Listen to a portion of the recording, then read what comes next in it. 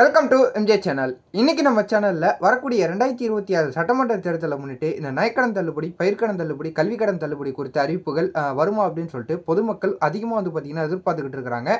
அதை தொடர்ந்து இப்போ நகைக்கடன் தள்ளுபடி குறித்து ஒரு சில முக்கியமான அறிவிப்பு பார்த்தீங்கன்னா இப்போ நமக்கு தெரியப்படுத்தி இருக்கிறாங்க. ஆல்ரெடி பார்த்தீங்கன்னா ரிசர்வ் வங்கியிலேருந்து கூட்டுறவு வங்கிக்கு செலுத்த வேண்டிய தொகையை பார்த்தீங்கன்னா தமிழ்நாடு அரசு செலுத்தாமல் இருந்தது காரணமாக ஜூன் லாஸ்ட் வரையும் பார்த்தீங்கன்னா செலுத்த சொல்லி ஒரு டைம் பார்த்தீங்கன்னா கொடுத்துருந்தாங்க. அதை தொடர்ந்து இதுக்கான 2026 இந்த நகைக்கடன் தள்ளுபடிக்கான ஏதாவது அறிவிப்பு வருமா? ஸோ இப்போவே பார்த்தீங்கன்னா நிதி தட்டுப்பாடு இருக்கிற காரணமாக 2026 தள்ளுபடி பண்ணப்படுமா அப்படின்னு சொல்லிட்டு பொதுமக்களுக்கிடையே ரொம்பவே ஒரு அதிகமாக எதிர்பார்த்துக்கிட்டு இருக்க அடிப்படையில் ஸோ இதை பற்றின ஒரு சில தகவல் பார்த்தீங்கன்னா இப்போ நமக்கு தெரிய வந்திருக்குது. ஸோ இப்போ நம்ம கூட்டுறவுத்துறை அமைச்சரும் துணை முதலமைச்சரும் அவர்களும் இதை பற்றின ஒரு ஆலோசனையில் பார்த்தீங்கன்னா ஈடுபட்டுக்கிட்டு இருக்கிறதாவும் ஒரு தகவல் பார்த்தீங்கன்னா தெரியப்படுத்தியிருக்கிறாங்க. ஸோ இது என்ன பேசியிருக்கிறாங்க, 2026 நகைக்கடன் தள்ளுபடி செய்யப்படுமா அப்படிங்கக்கூடிய டீட்டெயிலாம் பார்த்தீங்கன்னா நம்ம வீடியோக்குள்ள போய் பார்க்கலாம். ஸோ இந்த வீடியோவை ஸ்கிப் பண்ணாமல் ஃபுல்லாக பாருங்கள். நம்ம சேனலை ஃபஸ்ட்டாக பார்க்கக்கூடிய சப்ஸ்கிரைப் பண்ணி வச்சுங்க, பக்கத்தில் இருக்க பிள்ளைக்கான கிளிக் பண்ணுங்கள். வாங்க வீடியோக்குள்ள போய் டீட்டெயிலாக பார்க்கலாம். கிட்டத்தட்ட 2021 16,37,000 பேருக்கு பார்த்தீங்கன்னா 12,110 கோடி இந்த நகைக்கடன் பார்த்தீங்கன்னா தள்ளுபடி பண்ணாங்க. அதில் கிட்டத்தட்ட பார்த்தீங்கன்னா 2,180 கோடி பார்த்தீங்கன்னா வங்கியில் நம்ம தமிழக அரசுலேருந்து செலுத்தாமல் வந்துகிட்டு இருக்கிறாங்க.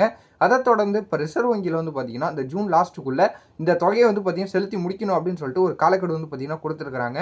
அதை தொடர்ந்து மத்திய கூட்டுறவு வங்கியாக இருக்கட்டும், தொடக்க வேளாண்மை கூட்டுறவு வங்கியாக இருக்கட்டும், ஸோ அதுலேருந்து பார்த்தீங்கன்னா தமிழக அரசுக்கு ஒரு கோரிக்கைகளும் வச்சிருக்கிறாங்க. சீக்கிரமாக பார்த்தீங்கன்னா ஸோ இந்த நிலுவைத் தொகையை கொடுத்தா மட்டும்தான் பார்த்தீங்கன்னா இனிமேல் வரக்கூடியவங்களுக்கும் இந்த நகைக்கடனாக இருக்கட்டும், பயிர்க்கடனாக இருக்கட்டும், கல்விக்கடனாக இருக்கட்டும், ஸோ அவங்களுக்கு பார்த்தீங்கன்னா இந்த தொகையானதை பார்த்தீங்கன்னா கொடுக்க முடியும். ஸோ அதுக்கு முன்னாடி பார்த்தீங்கன்னா இப்போ நகைக்கடன் வைக்கிறவங்க, பயிர்க்கடன் வைக்கிறவங்களுக்குலாம் பார்த்தீங்கன்னா இந்த நிலுவைத் தொகை காரணமாக கொடுக்க முடியல சரியான முறையில். ஸோ அதனால் சீக்கிரமாக பார்த்தீங்கன்னா கொடுத்தா நல்லாயிருக்கும் அப்படின்னு சொல்லிட்டு கூட்டுறவு வங்கிகள்லாம் பார்த்தீங்கன்னா நம்ம தமிழக அரசுக்கு ஒரு கோரிக்கைகள் வச்சிருக்கிறாங்க. அதை தொடர்ந்து இப்போ நமக்கு கிடைச்ச தகவல் படி 2026 பார்த்தீங்கன்னா இந்த நகைக்கடன் தள்ளுபடி, பயிர்க்கடன், கல்விக்கடன் தள்ளுபடியாக இருக்கட்டும், இதுக்கான நிதியை பார்த்தீங்கன்னா ஒதுக்குறது குறித்து நம்ம கூட்டுறவுத்துறை அமைச்சரோட நம்ம துணை முதலமைச்சர் அவர்களும் பார்த்தீங்கன்னா தீவிர ஆலோசனையில் பேசிக்கிட்டு இருக்கிறதா பார்த்தீங்கன்னா நமக்கு ஒரு புதிய தகவல் கிடைச்சிருக்குது. ஸோ இதில் மெயினாக பார்க்கும்போது இப்போ இதுக்கான நிதியை கொடுத்துட்டா கூட பார்த்தீங்கன்னா இது அந்த 2026 நகைக்கடன் தள்ளுபடி அறிவிப்பு கொடுத்துட்டா அதுக்கு தனியாக நிதி பற்றாக்குறை ஏற்படும். ஸோ அதுக்கு எவ்வளோ நிதி ஒதுக்கலாம் அப்படிங்கிறது குறித்து பார்த்தீங்கன்னா கலந்து பேசிக்கிட்டு இருக்கிறதாவும் ஒரு தகவல் பார்த்தீங்கன்னா தெரியப்படுத்தி இருக்காங்க. ஸோ அதில் மெயினாக பார்க்க போனோம்னா 13,000 கோடி ஒதுக்குனா தான் பார்த்தீங்கன்னா இந்த 2026 இந்த நகைக்கடனாக இருக்கட்டும், பயிர்க்கடன், கல்விக்கடனாக இருக்கட்டும், ஸோ இதுக்கெல்லாம் தள்ளுபடி பண்ணணும்னா கிட்ட 13,000 கோடி தேவைப்படும் அப்படிங்கக்கூடிய தகவல் பார்த்தீங்கன்னா தெரியப்படுத்தியிருக்கிறாங்க. ஸோ இது சம்பந்தமாக பார்த்தீங்கன்னா நம்ம கூட்டுறவுத்துறை அமைச்சரும் துணை முதலமைச்சர் அவர்களும் கலந்து பேசிக்கிட்டு இருக்கிறதாவும் ஒரு புதிய அறிவிப்பு பார்த்தீங்கன்னா தெரியப்படுத்திக்கிட்டு இருக்கிறாங்க.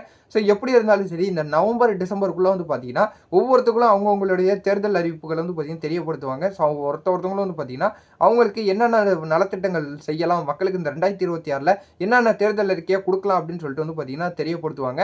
அதுலேயும் முக்கியமாக இந்த 2026 நகைக்கடன் தள்ளுபடி குறித்த அறிவிப்பு கண்டிப்பாக வரும் அப்படின்னு சொல்லிட்டு தெரியப்படுத்துறாங்க.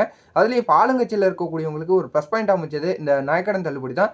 கடந்த சட்டமன்ற தேர்தலுக்கு அவங்க வெற்றி பெற்று வந்தால் அனைவருக்கும் நகைக்கடன் தள்ளுபடி செய்யப்படும் அப்படின்னு சொல்லிட்டு சொன்னாங்க. அதே போலவே பார்த்தீங்கன்னா வென்று வந்தாங்க. அதை தொடர்ந்து இந்த 2026 இந்த நகைக்கடன் தள்ளுபடிக்கான அறிவிப்பு வரதுக்கு நிறைய வாய்ப்பு இருக்குது. ஸோ பொறுத்திருந்து பார்க்கலாம். இந்த நவம்பர், டிசம்பரில் பார்த்தீங்கன்னா இந்த நகைக்கடன் தள்ளுபடி குறித்த அறிவிப்புகள் கூடிய விரைவில் தெரியப்படுத்துவாங்க. ஸோ இந்த நகைக்கடன் தள்ளுபடி அறிவிப்பு குறித்து வேறு ஏதாவது எனக்கு தகவல் தெரிய வந்ததுன்னா நான் உங்களுக்கு அடுத்தடுத்த வீடியோவில் அப்டேட் பண்ணுறேன். ஸோ இந்த தகவல் உங்களுக்கு பயனுள்ளதாக இருந்துச்சுன்னா உங்கள் ஃப்ரெண்ட்ஸ் அண்ட் ஃபேமிலி எல்லாருக்கும் ஷேர் பண்ணி விடுங்க. நீங்கள் பயனுள்ள தகவலை பார்த்து தெரிஞ்சுக்கிறதுக்கு நம்ம சேனலை சப்ஸ்கிரைப் பண்ணி சப்போர்ட் பண்ணிக்கிட்டே இருங்க. இதே போல் வேறு ஏதாவது நல்ல தகவல், நல்ல அப்டேட்டோட நான் உங்களை அடுத்தடுத்த வீடியோவில் பார்க்குறேன்.